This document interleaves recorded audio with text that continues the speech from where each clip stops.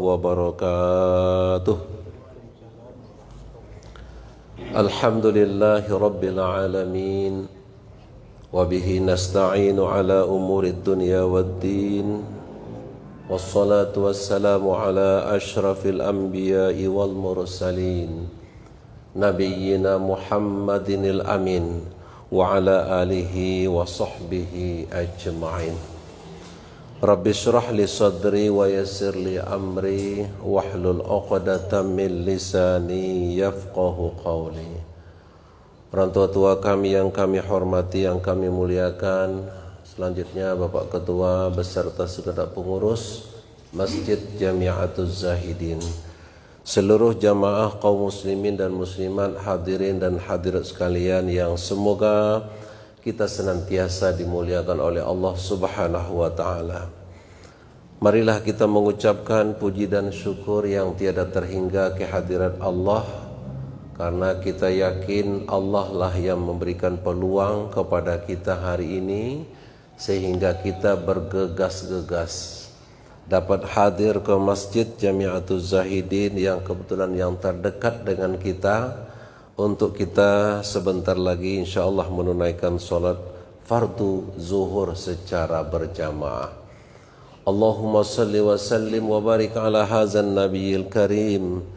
Salawat dan salam tidak lupa kita kirimkan banyak-banyak kepada junjungan kita yang mulia, Nabi kita, Nabi besar Muhammad sallallahu alaihi wa alihi wasallam.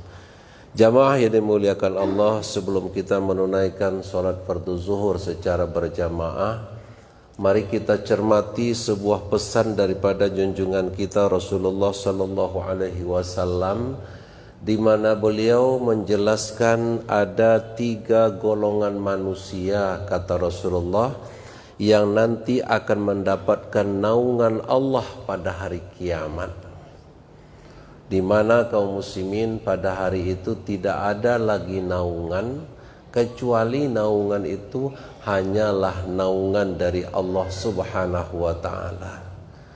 Bagaimana keistimewaan ada 3 golongan yang mendapatkan naungan pada hari kiamat, di mana tidak ada naungan pada hari itu di bawah naungan arsy Allah Subhanahu wa ta'ala, kecuali hanyalah naungan Allah.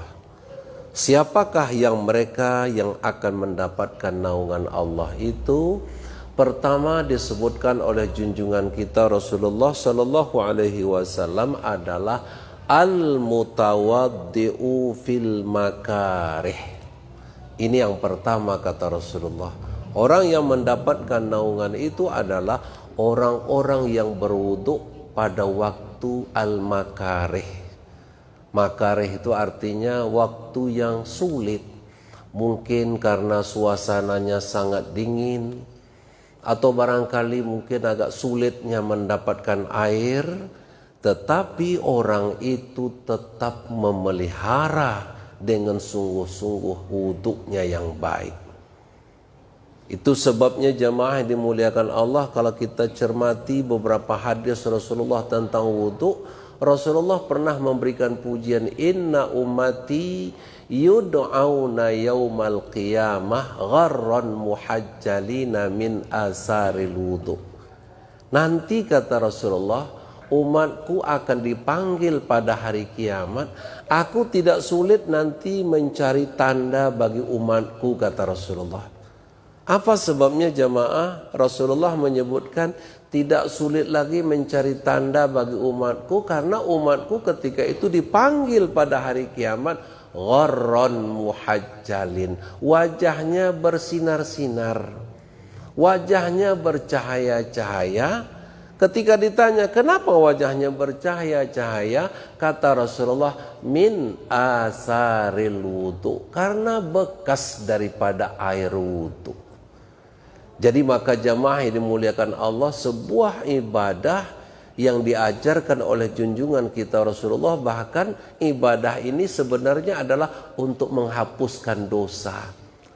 Bahkan ada hadis Rasulullah menyebutkan, ketika orang bersungguh-sungguh memasang niat wudu, ketika dia membasuh mukanya, kata Rasulullah, maka ketika air mukanya dibasuh, jatuhlah dosa-dosa yang ada di wajahnya.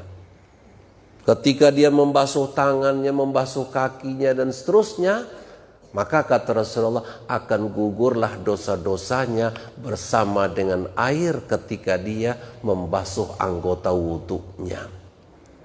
Itulah sebabnya jemaah dimuliakan Allah, bagaimana sehingga junjungan kita Rasulullah SAW pernah mengatakan, la yuhafizul wudhu illa alal mu'min. Tidaklah memelihara wudhu itu dengan sebaik-baiknya kata Rasulullah, melainkan dia adalah orang mukmin. Orang mukmin dia pelihara wudhunya. Karena dengan mengerjakan wudhu jamaah, dia akan mudah melaksanakan ibadah-ibadah yang lain. Misalnya dengan dia sedang berwudhu, dia pasti senang akan melakukan zikrullah. Dengan dia senang berwudhu, Bapak Ibu sekalian, dengan wudhunya itu apapun zikir-zikir yang disebutkan di hadapan Allah Subhanahu wa taala, maka zikirnya akan lebih bernas. Maka sampai-sampai junjungan kita bilang, karihtu an azkurallah illa ala tuhrin. Kata Rasulullah, aku tidak enak menyebut nama Allah kecuali kata Rasulullah apabila aku dalam keadaan berwudu. Itu makanya jamaah yang dimuliakan Allah Subhanahu wa taala, bagaimana hebatnya orang yang memelihara wudu, bersungguh-sungguh dengan wudu. Bahkan ada hadis Rasulullah menyebutkan, apa kata Rasulullah? Orang yang sungguh-sungguh berwudu, kemudian setelah dia selesai berwudu, maka dia mengangkat tangan atau mungkin tidak mengangkat tangan, dia membaca sebuah doa kata Rasulullah. Doa itu isinya syahadat. Asyhadu an la ilaha illallah wahdahu la syarikalah wa asyhadu anna Muhammadan abduhu wa rasuluh. Ada yang membaca lagi, Allahumma ja'alni minat tawwabin. Jadikan aku ya Allah orang yang bertaubat. Waj'alni minal mutatahhirin. Catat aku ya Allah termasuk orang yang disucikan. Maka kata Nabi di penghujung hadis itu, orang yang membaca doa itu, sesudah dia berwudu, dia bersungguh-sungguh membaca doa itu. 2 kalimat syahadat ditambah dengan Allahumma ja'alni minat tawabin wa ja'alni minal mutatahhirin. Maka kata Rasulullah akan dibukakan bagi orang itu pintu surga yang 8. Masya Allah, hanya bersungguh-sungguh membaca doa wudhu ini hebat sekali. Dibukakan, silahkan masuk dari pintu surga yang 8, dari pintu mana yang dia mau kata Rasulullah. Itulah sebabnya jamaah yang dimuliakan Allah, bila memungkinkan kita, ketika kita berwudhu, bersungguh-sungguhlah kita. Ketika kita memasang niat, pasanglah niat yang baik. Ketika kita membasuh muka, pasanglah niat di dalam hati, ya Allah, jadikan wajahku ini ya Allah, wajah yang berseri-seri nanti ketika ada wajah yang berseri-seri menghadapmu ya Allah. Nggak apa-apa, orang-orang salaf pun ada membaca. Tidak ada hadis Nabi memang, tapi orang-orang salaf membaca doa itu. Ketika dia membasuh tangan kanannya dengan air, dialirkan air dengan baik, dia baca doa di dalam hati. Allahumma a'tini kitabi biyamini. Rob, berikan nanti ya Allah kitab catatanku dari tanganku yang sebelah kanan. Kalau sekarang kayaknya Bapak Ibu sekalian enteng saja doa itu. Padahal doa itu penting. Kita memohon nanti kepada Allah, semoga buku catatan kita Allah berikan dari arah kanan kita. Ketika kita basuh tangan kanan kita, Rob, berikan nanti buku catatanku dari tanganku yang sebelah kanan. Ketika membasuh tangan kiri juga begitu. Wala tu'tini kitabi bishimali. Jangan kau berikan buku catatanku dari tanganku yang sebelah kiri. Karena jamaah ini kode alam ya. Al-Quran kan bilang, kalau ada orang nanti diberikan buku catatannya dari tangannya yang sebelah kiri, ini alamat celaka. Nauzubillah. Dia akan berisau hati. Makanya kita minta berikan buku catatanku dari tanganku yang sebelah kanan. Ketika kita membasuh kepala, kita basuhlah Bapak Ibu, atau kita usap ya, mengusap kepala.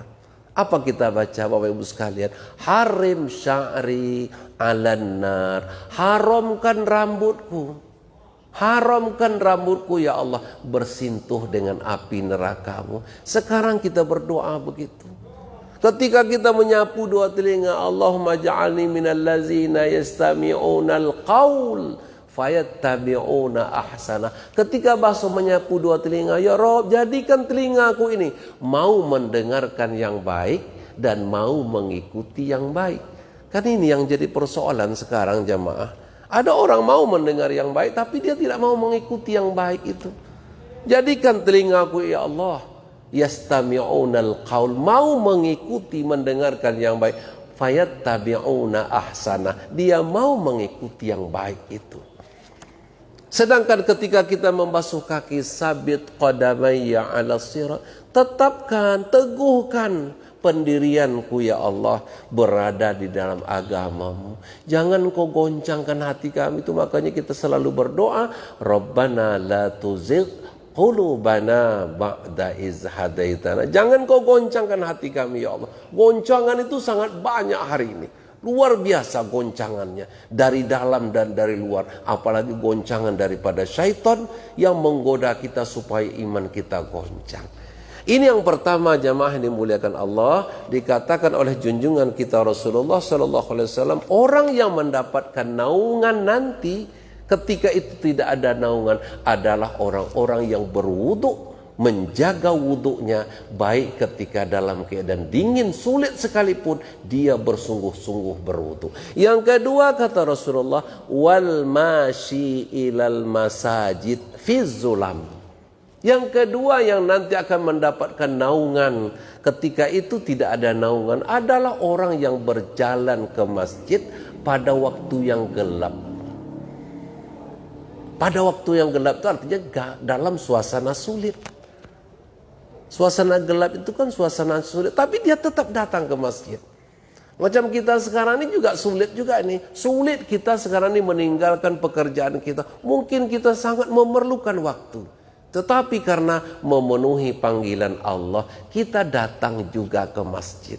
Sampai-sampai junjungan kita Rasulullah pernah mengatakan, iza ra'aitumur rajula ya'tadul masjid.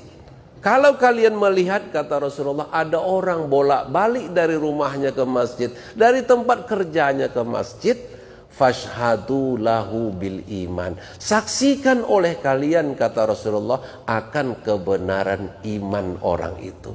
Karena dia datang ke masjid itu pastilah untuk menunaikan sholat, terutama sholat-sholat yang fardu. Karena jamaah dimuliakan Allah, yang namanya ibadah sholat ini adalah sebuah ibadah bukan yang nomor 40. Tapi sholat adalah urusan ibadah yang nomor 1. Induk ibadah. Itu makanya orang datang ke masjid saja, belum lagi dia mengerjakan ibadah sholat berjamaah, datang ke masjid saja, Masya Allah, diberikan oleh Rasulullah katanya, orang yang mendapatkan naungan nanti ketika tidak ada lagi naungan kecuali hanya naungan dari Allah Subhanahu wa taala. Sedangkan yang terakhir jamaah dimuliakan Allah, orang yang mendapatkan naungan nanti ketika tidak ada lagi naungan ketika itu adalah wa mut'imul ja'i', orang yang suka memberikan makan kepada orang-orang yang lapar. Artinya jamaah yang dimuliakan suka memberikan hiburan kepada orang yang barangkali baik dalam keadaan lapar, memasukkan rasa kebahagiaan kepada saudara-saudaranya yang berisau hati. Sehingga dikatakan Nabi, u'budur rahman, sembahlah Allah yang maha rahman, wa at'imut ta'am, berilah makan orang yang lapar, wafsus salam, dan tebarkanlah salam. Sehingga kaum muslimin yang dimuliakan Allah, ada namanya hukum kebenaran ya. Kalau hukum logika, kalau kita memberi akan habis. Tapi hukum kebenaran mengatakan memberi sama dengan menerima. Jadi kalau kita memberikan sesuatu dari harta kita, itu sama dengan kita menerima. Yang kedua, bersedekah sama dengan menarik rezeki. Bukan memberikan rezeki, bersedekah sama dengan menarik rezeki. Sedangkan yang ketiga, bersedekah adalah melipat gandakan rezeki. Apa sebab? Ini jaminan dari Allah yang menciptakan alam ini, menciptakan manusia. Wa ma anfaqtum min syai'in fahuwa yukhlifuh. Apa saja yang kalian infakkan, kalian memberi makan orang yang lapar, fahuwa yukhlifuh, Allah yang akan menggantinya. Padahal kata Allah, wa huwa khairur raziqin, dialah Allah yang sebaik-baik yang akan memberikan rezeki. Fa'tabiru ya ulil absar. Subhanakallahumma wa bihamdika asyhadu an la ilaha illa anta astaghfiruka wa atubu ilaik. Billahi taufiq wal hidayah. Assalamualaikum warahmatullahi wabarakatuh.